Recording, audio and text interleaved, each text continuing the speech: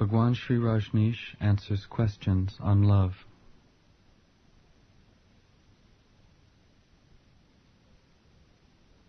The following question is from The Revolution, Discourse number 10, February 1979.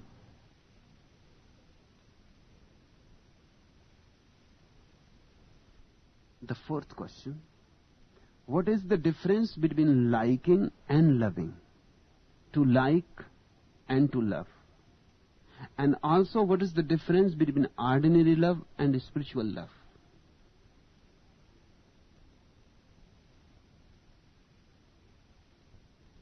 There is a great difference between liking and loving.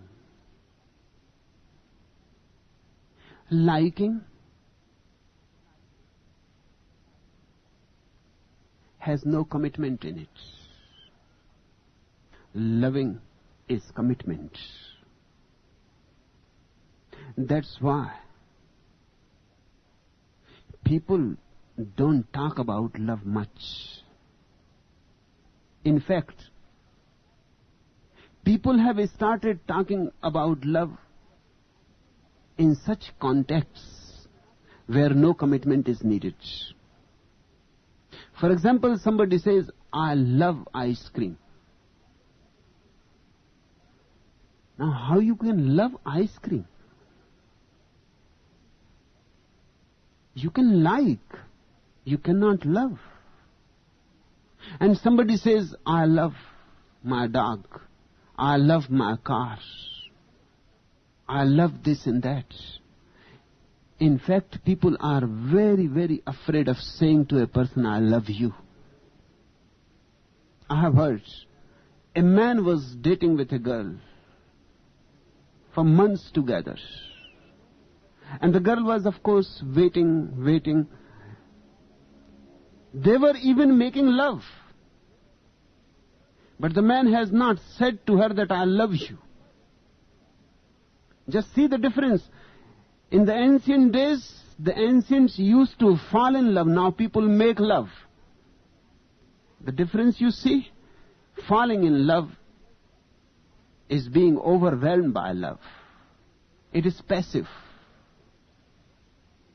Making love is almost making it profane, almost destroying its beauty.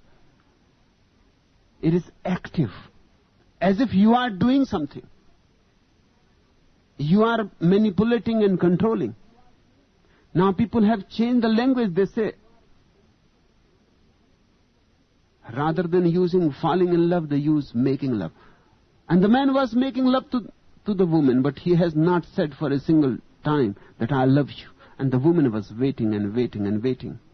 One day he phoned and he said, I have been thinking and thinking to say it to you. It seems now the time for it has come. I have to say it. Now I cannot contain anymore. And the woman was thrilled. And she became all ears. For this she was waiting. And he said, say it.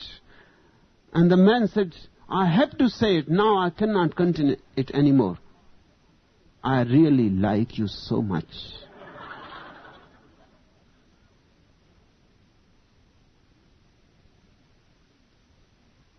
People are saying to each other, I like you. Why they don't say, I love you? Because love is commitment, involvement, risk, responsibility. Liking is just momentary. I can like you and I may not like you tomorrow. There is no risk in it. When you say to a woman, I love you, you risk. You are saying in saying I love you that I will remain loving you. That I will love you tomorrow too. That you can depend on me. That this is a promise. Love is a promise. Liking has nothing to do with any promise.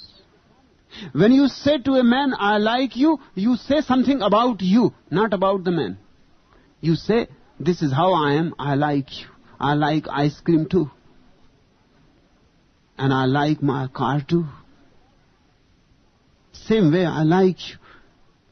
You are saying something about you. When you say to a person, I love you, you are saying something about the person, not about you. You are saying you are lovely. The arrow is pointing to the other person. And then there is danger. You are giving a promise. Love has the quality of promise in it, and commitment, and involvement. And love has something of eternity in it. Liking is momentary. Liking is non-risky, non-responsible. You ask me, what is the difference between liking and loving? And also, what is the difference between ordinary love and spiritual love? Liking and loving are different. But there is no difference between ordinary love and spiritual love. Love is spiritual. I have never come across ordinary love. The ordinary thing is liking. Love is never ordinary. It can't be. It is intrinsically extraordinary. It is not of this world. When you say to a woman or a man that I love you, you are simply saying that I cannot be deceived by your body. I have seen you. That your body may become old. But I have seen you, the bodiless you. I have seen your innermost core, the core that is divine. Liking is superficial. Love penetrates and goes to the very core of the person, touches the very soul of the person. No love is ordinary. Love cannot be ordinary. Otherwise it is not love. To call love ordinary is to misunderstand the whole phenomenon of love. Love is never ordinary. Love is always extraordinary, always spiritual. That is the difference between liking and love. Liking is material, love is spiritual.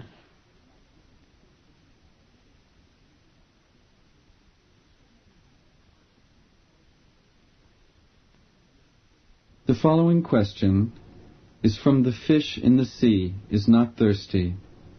Discourse number 2. April 1979.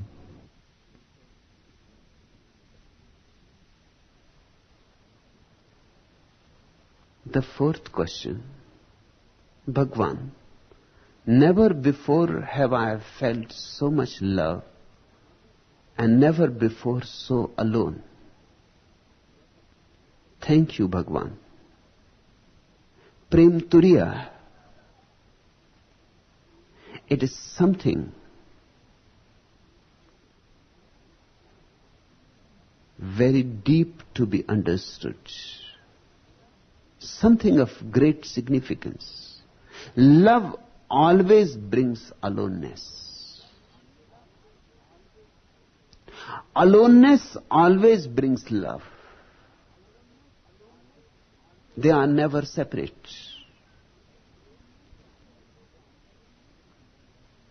People think just the opposite. People think when you are in love,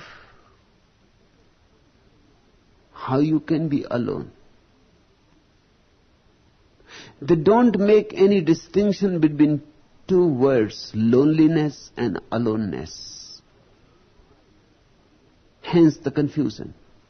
When you are in love, you cannot be lonely. That is true. But when you are in love, you are bound to be alone. That is even far more truer. Loneliness is a negative state. Loneliness means you are hankering for the other. Loneliness means you are dark, dismal, in despair. Loneliness means you are frightened. Loneliness means you are feeling left behind. Loneliness means nobody needs you. It hurts. Loneliness is like a wound. Aloneness is like a flower. I know your dictionaries will say that loneliness and aloneness are synonyms. They are not. They are totally different phenomena. Loneliness is a wound and can turn into a cancer. Many more people die of loneliness than of any other disease. The world is full of lonely people. And because of their loneliness, they go on doing all kinds of stupid things, somehow to stuff that wound, that hollowness, that emptiness, that negativity. The lonely person starts eating too much, just to feel full. The lonely person starts gathering fat. The lonely person starts taking alcohol or other drugs, from soma to LSD, because he wants to forget himself.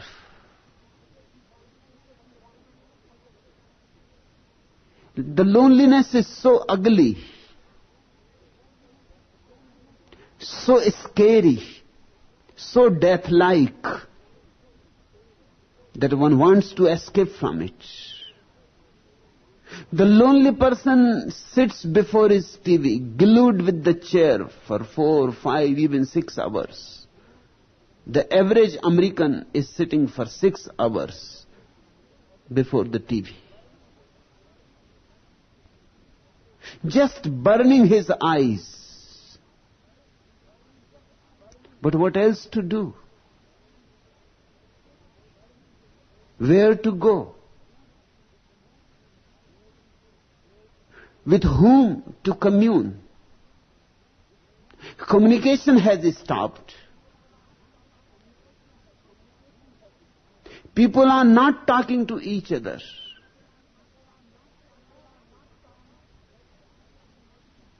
At the most, they talk at the others, but not to the others. People have forgotten how to reach the others. People have become parallel lines, running very close by, but meeting nowhere. Even husbands and wives, even friends, even so-called lovers are parallel lines, never meeting anywhere. Running very close, hoping that tomorrow the meeting will happen. But that is just a hope. That is just an illusion that keeps people somehow going on. It is like if you go to the rail track and you see the rails running parallel. Far away in the distance they appear to be meeting, but they never meet. You can go to that place and you will not find them meeting. As you will move closer, the meeting point will move farther away. The distance between you and the so-called meeting point will remain the same. The world is very lonely. Hence, people go into drugs, are into sex, are into any kind of entertainment that keeps them, at least for the time being, forgetful of the loneliness. The wound is oozing with pus. We hide it in many ways, with great possessions, with a big palace, with much money, with new gadgets. But the wound continues. Gadgets won't fill it. You can have the biggest house in the world and still you will be as lonely in it as you were in your small cottage. It is not going to make any difference. Possessions cannot change your inner loneliness. And then people go on relating with others. But because they are both lonely, relationship is not possible. Because relationship cannot grow out of need. A relationship grows only out of overflowing energies, never out of needs. If one person is needy and the other is also needy, then both will try to exploit the other. The relationship will be that of exploitation, not of love, not of compassion. It will not be a friendship. It will be a kind of enmity. Very bitter, but sugar-coated. And sooner or later, the sugar wears out. By the time the honeymoon is over, the sugar is gone. And all is bitter. And now they are caught. First, they used to be lonely separately. Now they are lonely together. Which hurts even more. Just see a husband and a wife sitting in the room, both lonely. On the surface together, deep down lonely. The husband lost in his own loneliness, the wife lost in her own loneliness. The saddest thing in the world is to see two lovers, a couple, and both lonely. The saddest thing in the world. Aloneness is totally different. Aloneness is a flower, a lotus blooming in your heart. Aloneness is positive. Aloneness is health. It is the joy of being yourself. It is the joy of having your own space. Yes, when you are in love, Turiya, one feels aloneness.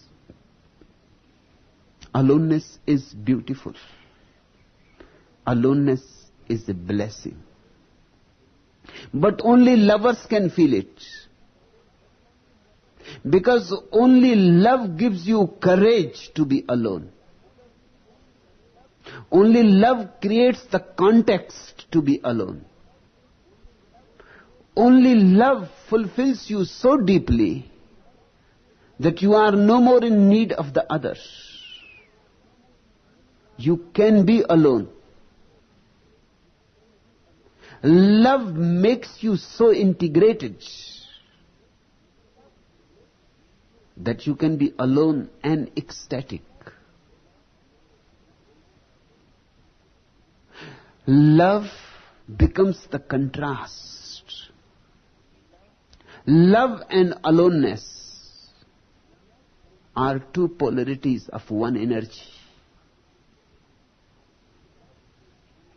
And it is good to understand it, because sometimes it happens that lovers don't allow each other space enough to be alone. If lovers don't allow each other space to be alone, then love will be destroyed. Because it is out of aloneness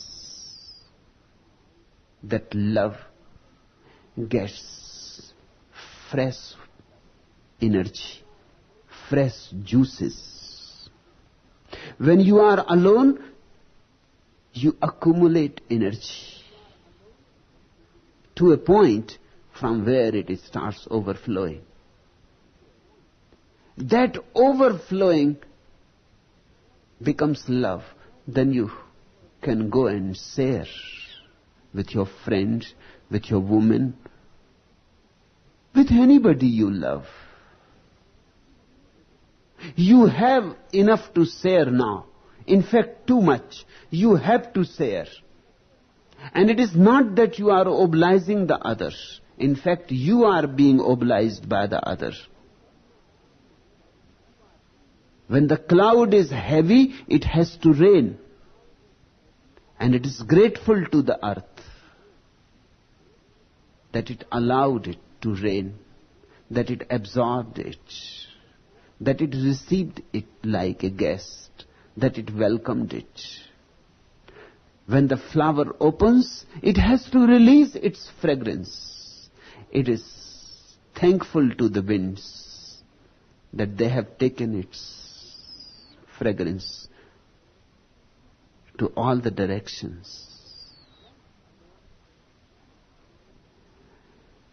When alone, one gathers energy. Energy is life, and energy is delight, and energy is love, and energy is dance, and energy is celebration. Then everything is possible if energy is there. Then it will become a song, then it will become a dance, then it will become love. And when energy is too much there, only then it can become orgasmic. Many people make love, but have no idea of what orgasm is. Because they are already dissipated. When they are making love, they are empty. When they are making love, there is no energy to be shared. When they are making love, they cannot overflow. Their orgasm is at the most genital. Their orgasm is a very small, mediocre thing. Nothing of any spiritual value. It is like a sneeze. Yes, after a sneeze you feel a little better. Or like scratching your back. It feels good. You are relieved. Orgasm is not a relief. Orgasm is a celebration. And orgasm is the meeting of you through the other with the whole. Orgasm is always divine. The other becomes the door and you enter into the divine. Orgasm is always spiritual. It is never sexual. Those who think that orgasm is sexual have not understood anything at all. They don't know anything about sex, and they don't know anything about orgasmic experiences. Orgasm is always samadhi. ecstasy. But people don't know, because they meet out of need, not out of overflowing energies. So when you are in love, a great need arises to be alone. Only in love, remember. A great need arises to be alone. And real lovers are those who give freedom to the other to be alone. They will be full soon of energy, and then they will come together and shower their energy on each other. When alone, the great desire to share will arise. See the rhythm. When in love, you would like to be alone. When alone, soon you would like to be in love. Lovers come close and go away. Come close and go away. There is a rhythm. Going away is not anti-love. Going away is just getting your aloneness again, and the beauty of it, and the joy of it. But whenever you are full of joy, an intrinsic, inevitable necessity arises to share it. Nobody can contain joy, and the joy that can be contained by you is not much worth. The joy is bigger than you, it cannot be contained by you. It is a flood. You cannot contain it. You have to seek and search people to share it. What happens in your love affairs happens on a higher plane to all the Buddhas. When Buddha became enlightened, he became so full of energy, so full of joy, that he had to share. For 42 years, he went from one village to another, constantly sharing his joy. That's what I am doing with you. I am not a teacher. I have nothing to teach, no teaching to impart, no information. But I am here to share my being. I am too full. The cloud is too heavy. And if you can receive me, I will be grateful to you.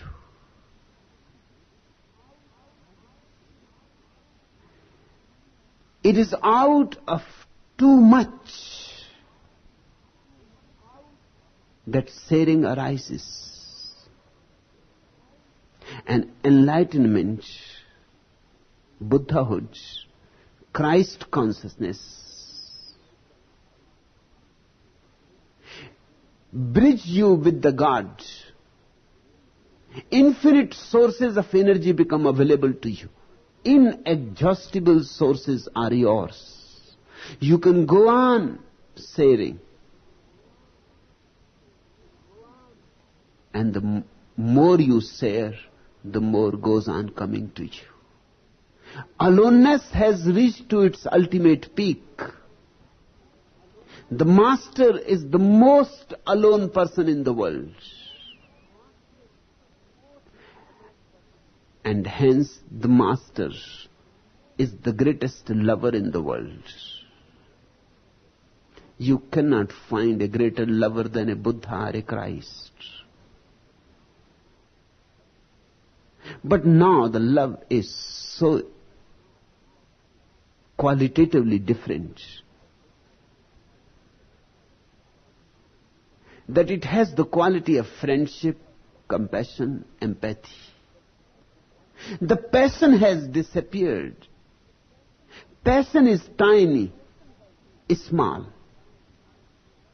Compassion is immense, huge, enormous, infinite. When passion becomes infinite, it is compassion.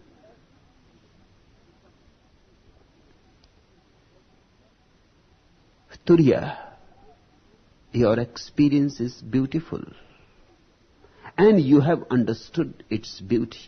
Hence, you have felt like thanking me. You say, never before have I felt so much love, and never before so alone. Those are two aspects of the same coin. And you say, thank you, Bhagwan. You have understood it. I am happy that you have been able to see the connection between love and aloneness. Enjoy both. Never choose one out of the two, because if you choose one, both will die. Allow both to happen. When aloneness happens, move into it. When love happens, move into it. Aloneness means moving in. Love means moving out. Aloneness is the breath going in. Love is the breath going out. And if you stop one, you will die. You cannot hold the breath in. You cannot hold the breath out. Breathing is a total process. And in the total process, incoming breath is as much essential as outgoing breath. Love is outgoing breath. Aloneness is incoming breath. And that's how your soul lives. That's how you become soulful. Allow both. Never choose. Choicelessly allow both. And go with wherever the breath is going. Aloneness is interiority. Love is exteriority. Carl Gustav Jung has made these words very famous. He divided people basically in two types, the introverts and the extroverts. That is the wrong division. People cannot be categorized that way. People cannot be pigeonholed this way. I have never come across anyone who is just introvert. He will die immediately because he will be having only in-breath. I have never come across a person who is just extrovert. He will die too. People are both. It is possible that one is more of an extrovert than of an introvert, and vice versa. And that's what brings imbalance to your personality. One should be both simultaneously. One should be balanced. My sannyasins have to be extrovert introverts, introverts extroverts, both together. This is one of the most important things to be understood. Because in the past, the monks have tried to be just introverts. They were called the otherworldly people. The people who renounce the world and move into the monasteries and the mountains and the deserts.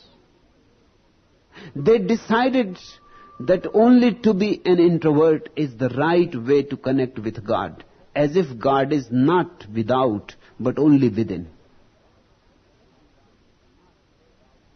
And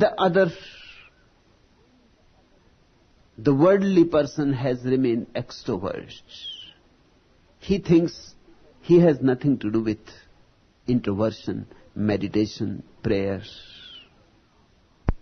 His interest is in money, power, prestige, people, crowds, the world. He never looks in. This is a very schizophrenic arrangement.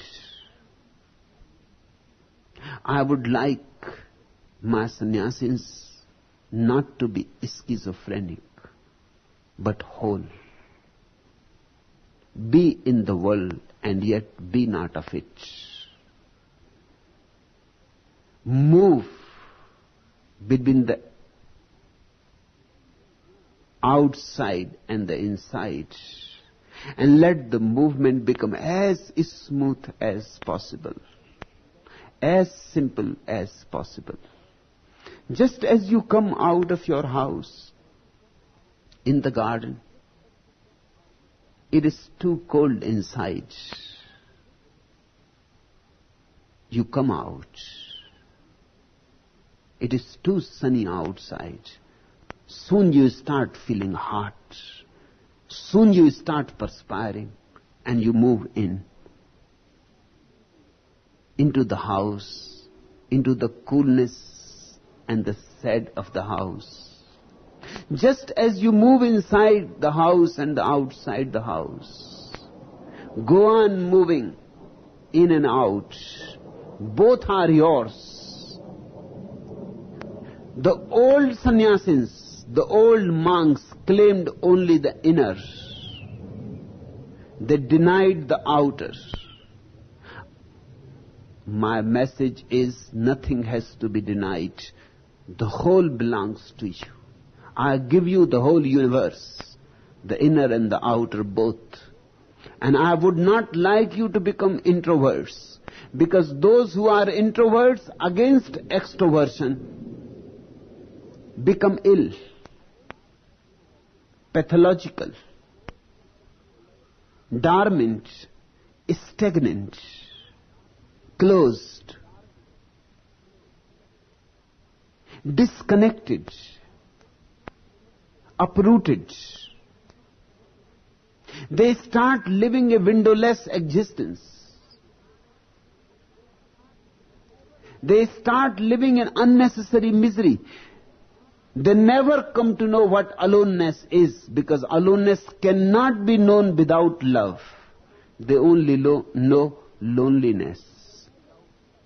And loneliness is not health. Loneliness is illness.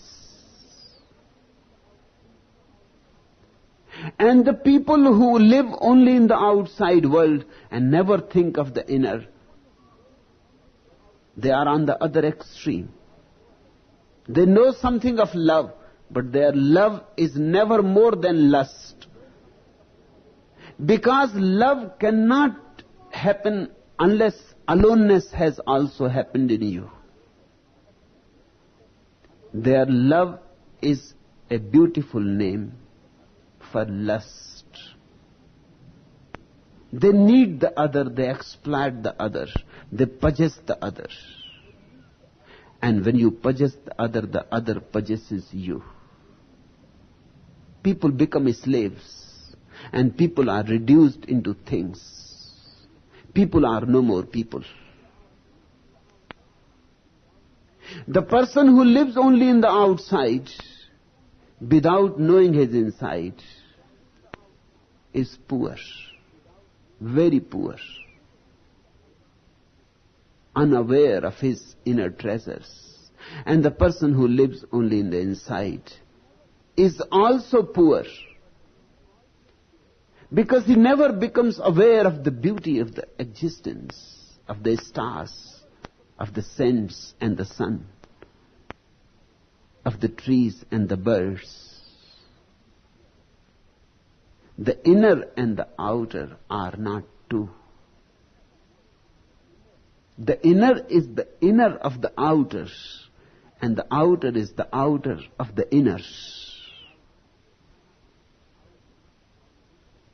My sannyasin has to be both together. I would like to create a new man whom Carl Gustav Jung cannot categorize, whom he cannot call extrovert or introvert, for whom he will have to find a new word. Because he will be whole. He will be both. He will be as much in his body as in his soul. He will be a materialist as much as a spiritualist. He will be of this world as much as of that. And he will have no division in his mind and no choice. Turiya, something beautiful has happened to you. Go on moving in the same direction. Don't go astray.